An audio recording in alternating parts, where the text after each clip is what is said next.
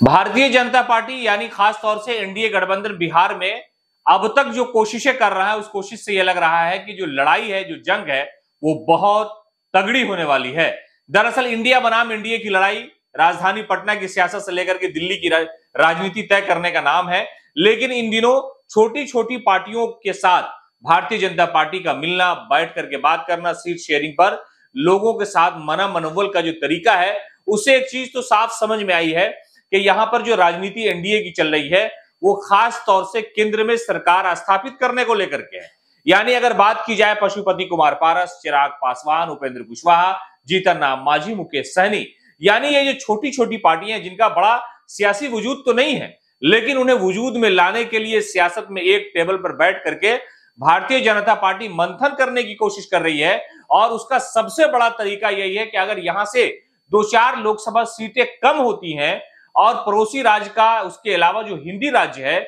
वहां पर अगर सीटें कम होती है तो प्रधानमंत्री बनने का जो सपना है नरेंद्र मोदी का, वो चकनाचूर हो सकता है। इसलिए उनकी सारी सियासी कोशिशें इस बात पर है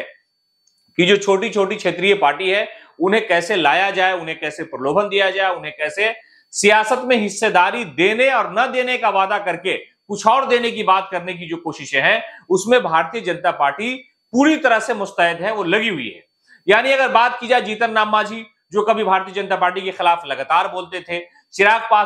पासवान जो कभी मुख्यमंत्री नीतीश कुमार को जेल भेजने की बात करते थे, उपेंद्र कुशवाहा इस बात पर मुख्यमंत्री नीतीश कुमार के साथ आए थे कि वो कह रहे थे कि भारतीय जनता पार्टी ने विभाजन की राजनीति की है और लोगों को बर्बाद किया है, संविधान को खतरे में डाला है। और वो राज्य मंत्री थे उस जमाने में केंद्र में प्रधानमंत्री मोदी के साथ। उसके बाद उन्होंने वहां से गठबंधन तोड़ करके मुख्यमंत्री नीतीश कुमार के साथ आकर के पार्टी का विलय कर लिया, फिर यहां से चले गए, दूसरी पार्टी बना ली और वो अभी बीजेपी के साथ है। तो हालात ऐसे हैं कि मांझी हो, चिराग हो, पारस हो, उपेंद्र कुशवाहा हो, ये इन सब लोगों को अलग से ब्रीफिंग की जा रही है भारतीय जनता पार्टी के नेताओं की तरफ से, और एक मैदान जो है वो खड़ा करने की कोशिश हो रही है कि अगर चुनावी मैदान में किसी तरह का कोई हंगामा ना हो, इन लोगों को मना करके रख लिया जाए, तो प्रधानमंत्री मोदी को पीएम बनाने में जो सहायता मिलेगी। इसलिए कि पिछली बार का जो परिणाम था